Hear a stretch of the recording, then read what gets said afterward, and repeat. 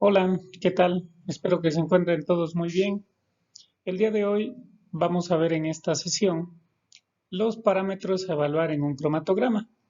Esta es la parte final de un proceso cromatográfico, pero podemos decir que es la más importante debido a que de nada me sirve haber tenido una buena separación, un equipo totalmente automatizado, etcétera, etcétera, si no analizamos correctamente los resultados obtenidos. Bueno, ya hemos visto que en un proceso cromatográfico se obtienen señales o picos. Estas señales o picos son las que conforman el gráfico denominado cromatograma. En este cromatograma vamos a poder nosotros distinguir en el eje de las X el tiempo, que normalmente se encuentra establecido en minutos, y del lado de las Y, nosotros vamos a tener la respuesta analítica. Esta respuesta analítica que va a estar determinada por el detector que utilizamos. Utilizamos un detector de ultravioleta o de visible, bueno, pues entonces van a ser en unidades de absorbancia o miliunidades de absorbancia. Pero esta respuesta analítica como tal va a depender del detector que utilicemos. Y ya hemos visto que el detector a utilizar va a estar en función de la muestra también que nosotros vamos a analizar. Ahora bien, un proceso cromatográfico puede servirnos esencialmente para dos objetivos, para identificar o para cuantificar, es decir, para un análisis cualitativo o cuantitativo. Si a mí solamente me interesa cómo identificar cada compuesto cuando se tiene una serie de picos en un cromatograma, bueno, estamos hablando entonces de que esto es un análisis cualitativo, es decir, que solamente me interesa saber si yo tengo determinado compuesto en la mezcla que inyecté a la columna. No me interesa saber cuánto, solo me interesa saber si tengo o no tengo. ¿Ok? En este caso, la cromatografía se puede utilizar. ¿Y cómo obtenemos nosotros este resultado? Bueno, vamos a conocerlo por el tiempo de retención de los picos en comparación con los estándares. Es decir, yo voy a comparar cuánto tiempo tarda en eluir un compuesto determinado en mi muestra y lo voy a comparar con un estándar. Pongo un ejemplo meramente pedagógico. Si a mí me interesa cuantificar un antioxidante en determinado alimento, llamémosle en un arándano, ¿okay? Los arándanos tienen muchos antioxidantes. Y me interesa cuantificar un antioxidante, por ejemplo, la procianidina. Uh-huh. Yo tengo que tener previamente analizada la estantocianina en el cromatógrafo. ¿Para qué? Para que conozca su tiempo de retención. Y una vez que yo conozco su tiempo de retención, entonces ahora sí analizo mi muestra y si un pico coincide con el tiempo de retención de ese estándar, pues entonces puedo inferir que se encuentra presente en la muestra. Como tal, les vuelvo a mencionar, eso es un análisis cualitativo, únicamente si tiene o no tiene, y va a ser por comparación en los tiempos de retención. Ahora bien, también tenemos la mayoría de las veces es una realidad en el cual nos interesa conocer qué cantidad está presente un analito en determinada muestra. En este caso estamos hablando de un análisis cuantitativo y que forzosamente yo necesito conocer cuánto de ese analito se encuentra presente en determinada muestra. En este caso, en un cromatógrafo, ¿cómo puedo conocerlo? Bueno, lo voy a conocer por el área de cada pico y por la altura de los picos. Para conocer estos parámetros es necesario elaborar una curva estándar, también llamada en ocasiones curvas tipo, curva patrón o curva de calibración, en la cual yo tengo que probar como mínimo 5 concentraciones del estándar del compuesto que yo infiero que tengo en mi muestra. ¿Sí? Regresando al tema, si quieren, del área de alimentos, si yo quiero cuantificar un antioxidante en una muestra, bueno, entonces necesito ese estándar, preparar 5 concentraciones distintas de este estándar, ¿sí? E inyectarlos en el cromatógrafo, ¿ok? Mientras aumente la concentración de este estándar, la altura de ese pico y el área tienen que incrementar, ¿sí? Entonces, una vez que yo analizo las 5 concentraciones, voy a obtener lo que se conoce como una curva de calibración o curva estándar. Ya tengo esa curva de calibración, ¿ok? Ya conozco, ya obtengo por métodos estadísticos la regresión lineal, el coeficiente de correlación, y ahora sí, entonces lo que realizo es inyectar la muestra, que yo supongo, ¿sí? Que va a tener ese mismo compuesto, ¿sí? Que utilicé como estándar. Y entonces me va a dar una altura, ese pico, y una área. Entonces, con estos datos es eh, fácil, ¿sí? Hacer una interpolación de los datos que yo tengo en mi muestra con la ecuación que yo obtengo de la regresión lineal que a su vez fue obtenida por la curva de calibración. En conclusión, si yo quiero cuantificar algo, forzosamente necesito realizar una curva estándar. Si no, no puedo hacer una cuantificación. Sería tal vez alguna estimación, pero en términos analíticos estrictos esto no es válido. Ahora bien, existen otros parámetros dentro de un cromatograma, los cuales son importantes de evaluar. Uno de ellos es el conocido como tiempo de retención. Bien, este tiempo de retención es el tiempo que un soluto va a permanecer dentro de la columna. Se mide desde el momento de la inyección de la muestra hasta la elusión del máximo del pico. En esta figura, el tiempo de retención está aquí ejemplificado. Desde el tiempo cero, llamémoslo así, que es donde se colocó o se inyectó la muestra dentro de la columna, y la parte media de el máximo del pico obtenido. ¿Ok? Bueno, ahora tenemos otro parámetro conocido como el tiempo muerto. Ese tiempo muerto que es, bueno, me representa principalmente el espacio vacío dentro de la columna. Es el tiempo que se requiere para eluir un soluto que no se retiene para nada en la fase estacionaria. En este cromatograma lo tenemos mostrado acá como T0, ¿ok? Y cuando uno recientemente utiliza un cromatógrafo, en muchas ocasiones genera confusiones. ¿Por qué? Porque al inicio pareciera que es una señal, ¿no? Pareciera que es un pico como tal. Sin embargo, esto no representa un pico de un compuesto, sino representa la fase móvil como tal que está llegando al detector, y el equipo lo registra como una pequeña señal, ¿sí? No es de intensidades de absorbancias muy altas, pero bueno, hay que tener cuidado con ello. Entonces, como les mencioné, este es el tiempo muerto, ¿ok? Bueno, también tenemos la oportunidad de calcular lo que se conoce como el tiempo de retención ajustado. Este tiempo de retención ajustado, que es el tiempo que el componente, ¿sí? El analito como tal que estamos separando, permanece dentro de la fase estacionaria. Bien, ¿cómo se obtiene este tiempo de retención ajustado? Es con la resta del tiempo de retención menos el tiempo muerto. ¿Sí? Así de simple, obtenemos lo que se conoce como el tiempo de retención ajustado. Ahora bien, también vamos a tener lo que se conoce como el ancho a la base. ¿De qué? De los picos. ¿Ok?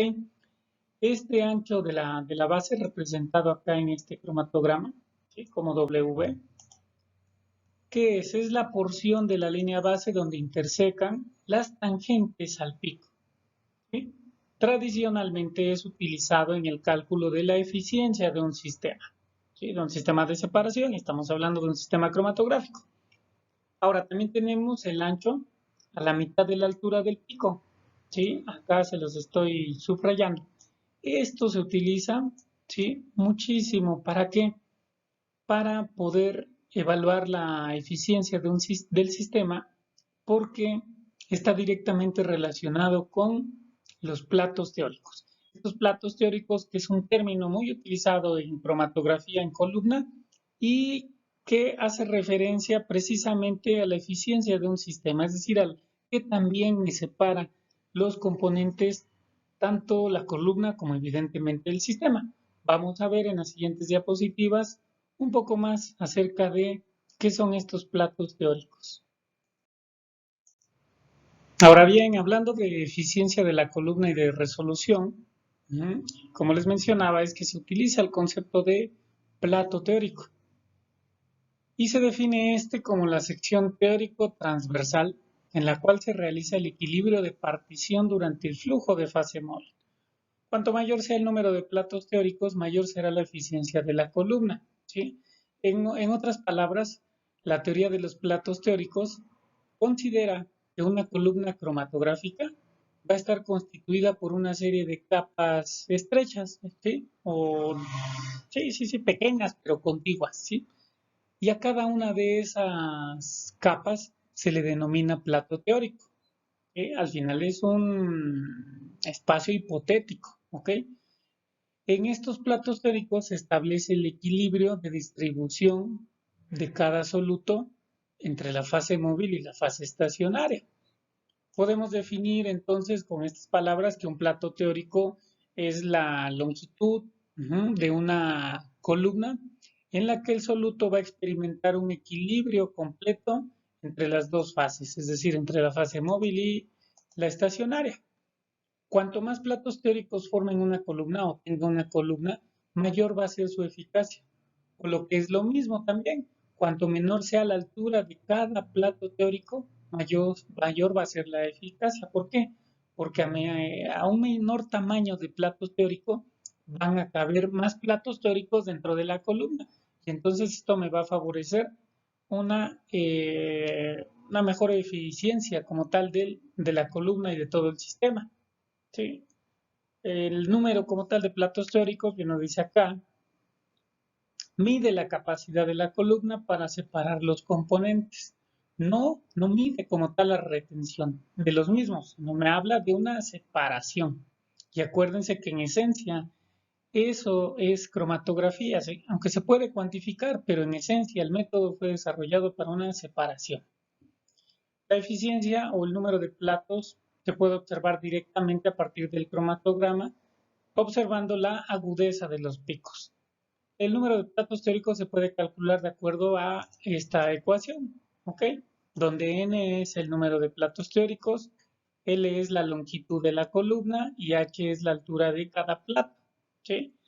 El TR, ¿ok? Es el tiempo de retención corregido de retención de un componente y I es la anchura del pico cromatográfico, ¿ok? Entonces, con esta fórmula nosotros podemos calcular el número de platos teóricos que tiene nuestra columna para determinados compuestos.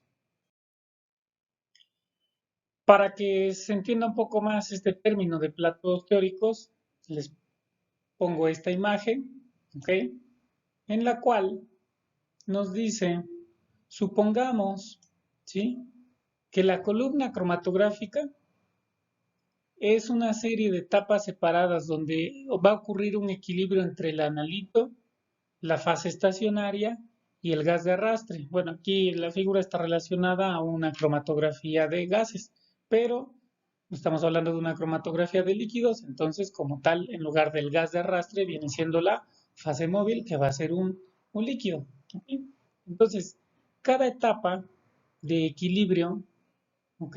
Que está aquí mmm, representada, ¿sí? Cada una de estas etapas es lo que podríamos denominar como plato teórico. A mayor cantidad de platos teóricos, ¿sí? Pues voy a tener una eficiencia más alta, ¿ok? Acá observamos también una relación, ¿sí? A mayor número de platos teóricos, es decir, para que yo incremente el número de platos teóricos es porque el tiempo de retención de las muestras se incrementa y la anchura de los picos disminuye. ¿Ok? Y bueno, aquí volvemos a tener la ecuación en la cual se puede calcular el número de platos teóricos. Bien, en función de ello podemos obtener algunas observaciones. ¿Sí? Por ejemplo, si h tiene un valor pequeño, la distancia entre platos es menor y por lo tanto la eficiencia será mayor. Por el contrario, si h es grande, ¿sí? ¿Qué es h? Recuerden que viene siendo la altura de cada plato teórico. ¿Ok? Si h es grande, la columna es poco eficiente para separar ese componente, ya que sus moléculas van a estar muy difundidas en toda la columna o en gran parte de ella. La velocidad de la fase móvil va a influir en la eficiencia del sistema cromatográfico, ya que si la velocidad es pequeña, los componentes van a tender a necesitar un mayor tiempo para que se pueda realizar ese equilibrio de reparto, por lo que el número de platos teóricos será mayor y la altura de los platos menor. Ahora bien, también podemos hablar de la resolución, no de la eficiencia. Eficiencia lo relacionamos con platos teóricos, mientras que resolución es un parámetro que expresa un grado de separación obtenido en un sistema cromatográfico para dos componentes dados, es decir, para dos compuestos químicos. ¿Ok? Relaciona la capacidad separadora o de separación de un sistema para dichos componentes. Esta se define con la siguiente ecuación. RS, que viene siendo la resolución, mientras que TRA y TRB son los tiempos de retención de los componentes A y B, mientras que A y AB son las anchuras de los picos del cromatograma de los anteriores componentes. ¿Ok? ¿Cómo puedo yo decir que un cromatograma tiene una buena resolución? Bueno, ¿por qué? Porque la separación de los picos es completa. Es decir, no va a existir un traslape de señales en esos picos. En ese momento yo puedo decir que mi cromatograma está bien resuelto, que tiene una buena resolución mi método utilizado y hace referencia a que también separados se encuentran los compuestos. Vamos a ver un ejemplo en la siguiente diapositiva, ¿ok? De cuándo existe una buena resolución y cuándo no. En este caso, en la figura A, yo digo que no tengo una buena resolución. ¿Por qué? Porque como tal, los picos, aunque no se traslapan, si ustedes se dan cuenta, ¿sí? Comparten, por así decirlo, una zona, ¿ok? La cual no me permite que yo tenga una buena resolución. Como tal, el valor aquí de resolución es de 0.75. El siguiente ejemplo es en la figura B, en la cual en la figura de en medio, perdón, ¿sí? En la figura verde como tal, en la cual observo yo que la resolución ha mejorado, ¿sí? Sin embargo, todavía no llega como tal hasta la línea base, el fin del pico A y el inicio del compuesto B. ¿Sí? El valor de resolución acá estamos hablando de 1 y lo deseado en cualquier método cromatográfico para que tenga una buena resolución son valores de 1.5 o superiores. En este caso, observamos que tanto el compuesto A como el compuesto B tienen una muy buena resolución. Es decir, están totalmente separados y no existe un traslape, ¿sí? De la parte final del compuesto A, ni tampoco del inicio del compuesto o del pico B. Es decir, comienzan en la línea base sin ningún problema y se observa a simple vista la resolución, la cual es mucho mejor en esta figura de picos azules en comparación con la de los picos de color rojo que tenemos acá. Bueno, ahora, ¿por qué puedo tener yo resoluciones bajas? Bueno, existen diferentes posibilidades. Las principales es que puede existir demasiada muestra dentro de la columna, ¿ok? Por lo tanto, se tiene que regular la cantidad de muestra inyectada. También puede ser debido a que la columna, o en el caso de hablar de placas, es corta, ¿ok? También otra posibilidad es que la fase móvil no va a discriminar adecuadamente entre los componentes y que la columna puede también ser demasiado gruesa. Lo principal que nosotros podemos aquí mejorar o modificar precisamente para poder mejorar la resolución es la fase móvil, ¿sí? Normalmente es lo que nosotros en laboratorio hacemos. Ok, ¿sabes qué? No tengo una buena resolución. Bueno, voy entonces a probar con una diferente serie heliootrópica, ¿sí? ¿Qué quiere decir? Utilizar modificar las polaridades, tal vez en gradientes, etcétera, etcétera, para poder mejorar la resolución. Es importante mencionar que si yo no tengo una buena resolución del cromatograma, yo no voy a poder cuantificar e inclusive tal vez tampoco voy a poder identificar compuestos. Entonces necesito tener cromatogramas bien resueltos. Aquí un resumen de lo que les expliqué en la diapositiva anterior. ¿Sí? Se tendrá una buena resolución si los picos no se solapan. ¿Ok? Si están perfectamente delimitados cada pico y que no coincida el final de uno con el principio del siguiente. Si el valor de la resolución, ya estamos hablando de un valor numérico, ¿no? Aquí adimensional, es próximo a 0.7, obtendrá una mala resolución. ¿Ok? Aquí lo vemos en este ejemplo, en el cual la resolución es muy, muy baja, es decir, no existe una separación como tal de los picos. Bien, de forma, dice acá que se distinguen las crestas, pero no la base. Sí, podemos distinguir la parte superior de los picos, ¿no? Las crestas, pero en ningún momento vamos a poder distinguir las bases de estas señales. ¿Ok? Si el valor es próximo a 1.5 o inclusive más, se obtendrán picos bien delimitados, por lo que se obtendrá una resolución muy buena. Y es lo que siempre nosotros deseamos y buscamos en una separación cromatográfica. ¿Ok? Que los picos estén totalmente resueltos para que yo pueda cuantificarlos, es decir, distinguir tanto la cresta como la base de cada uno de los picos. Bien, bueno. Entonces es así como uno se entretiene la mayoría de las veces en establecer un método cromatográfico. ¿Okay? ¿Por qué? Porque tenemos que evaluar diversas condiciones para poder tener una muy buena resolución del sistema. Ahora bien, para finalizar, tenemos unas consideraciones que debemos de tomar en cuenta para decidir qué método utilizar de cromatografía, ¿no? Aquí la primera es utilizar un HPLC o cromatografía de gases. La respuesta como tal es depende de la muestra. ¿Ok? Para analizar en cromatografía de gases es forzosamente necesario que la muestra sea volátil. Si no es volátil, puede analizarse, sí, pero previamente necesita tener un proceso, un tratamiento químico llamado derivatización para poder convertirla en volátil. Normalmente la cromatografía de gases mejora, ¿sí? Mejora un poco la resolución debido a que las columnas utilizadas son de mayor longitud que HPLC.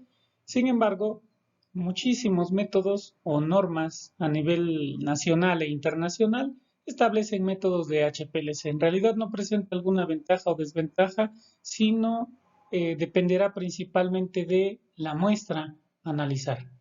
¿Sí? ¿Qué detector es el que voy a utilizar? Eso ya lo vimos en un tema también anterior y la respuesta es la misma. ¿Qué detector utilizo? Depende de qué muestra, ¿sí? Si van a utilizar análisis para azúcares, si van a utilizar para algunos compuestos farmacéuticos, si para el área ambiental, en qué cantidades está, depende de muchos factores, ¿ok? ¿Qué requiero identificar o cuantificar? ¿Sí? Estas son preguntas claves. Si quiero identificar, posiblemente yo les podría recomendar que no es el método adecuado cromatografía, ¿sí? Porque la cromatografía se utiliza principalmente para cuantificar, ¿ok? Pero bueno, es una pregunta que se deben de hacer cuando van a iniciar un proceso de análisis y es válido, y si tienen los recursos y la infraestructura, si quieren identificar solamente por cromatografía, bueno. Em, para optimizar las condiciones para tener una buena resolución, esto es fundamental, ¿sí? Lo acabamos de ver en este tema. De nada me sirve que yo tenga, ¿sí? Todos los estándares y todos los métodos establecidos, si yo no tengo una buena separación de los picos. Antes de proceder a cuantificar, yo tengo que haber obtenido una buena resolución del sistema. Si no están resueltos los picos, no pueden, no pueden, ¿ok? Cuantificarse. Y bueno, sabemos que a mayor número de platos teóricos, mayor será la eficiencia del proceso de separación, obviamente de la columna. Bien, y como punto final yo les digo, ¿no? De nada sirve tener el mejor equipo del mundo y el más automatizado si no sabemos interpretar los resultados. Esta es una realidad. Los equipos, los instrumentos como tal, pueden tener todas las herramientas analíticas, todos los detectores que quieran, pero si nosotros no sabemos interpretar y también identificar cuál es mi problema, ¿ok? Cuando ustedes estén en la industria o en la investigación, deben de identificar cuál es el problema y qué es lo que quieren resolver. Una vez que identifiquen el problema, entonces ya sabrán la estrategia a utilizar para separar, para cuantificar, para analizar, caracterizar y todo. ¿Ok? Entonces, en conclusión, yo a título personal les puedo decir esto, ¿no? De nada me sirve tener el mejor equipo del mundo y más automatizado si no sé lo que quiero y no sé interpretar los resultados.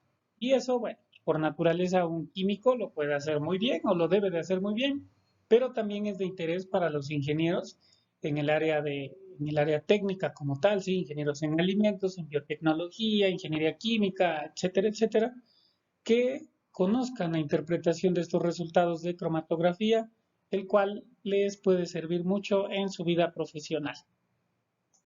Bueno, y para finalizar, algunas de las bibliografías consultadas en estos temas, el libro de base, digámosle, es Principios de Análisis Instrumental de Skog, la sexta edición de editorial Cengage Learning, ¿ok? Así como revistas científicas, la cual es principalmente el Journal de Cromatografía, el B de editorial Elsevier, y diversos links que les dejo de la UNAM, muy buenos, la verdad, con información muy didáctica y pedagógica para entender los procesos cromatográficos. Bueno, pues espero que esta serie de cromatografía de líquidos les haya servido, que aprendan algo, porque en algún momento lo pueden necesitar, ¿verdad? Que estén muy bien. Les mando un abrazo a todos. Hasta luego.